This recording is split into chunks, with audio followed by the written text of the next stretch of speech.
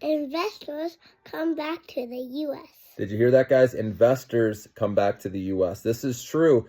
Even though there's been a rotation into Chinese stocks, we know, to start this year because there's a lot of undervalued names there.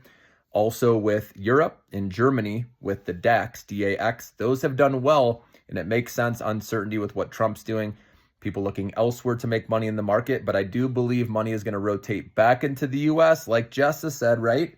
Yeah. Because the AI story, guys, is just getting started. And it's okay if you want to have a little exposure to Chinese AI stocks as well. But again, US overall, I want to be in the best market, the most stable. And I know people will debate it's not going to be stable anymore because of what Trump's doing. But in the end, I believe this is going to be good for America. Okay, obviously no one likes change and uncertainty. That's what we're going through right now, this transition period, okay? But in the end, I think it make America great. It's going to happen because we're bringing, more jobs to America, manufacturing, all that. So we're not relying on the rest of the world. And yes, costs will be higher at first, okay? And so inflation could go up. It's going to affect supply chains while companies are getting used to these changes. So I get all that, guys, okay? But I do see, the QQQ, which are the mega cap names, they're already showing signs of bottoming. Doesn't mean we're quite there yet because we don't know after the April 2nd deadline, right? If there's retaliations back and forth and it gets out of control, then that possibly could have us retest the lows or go lower potentially.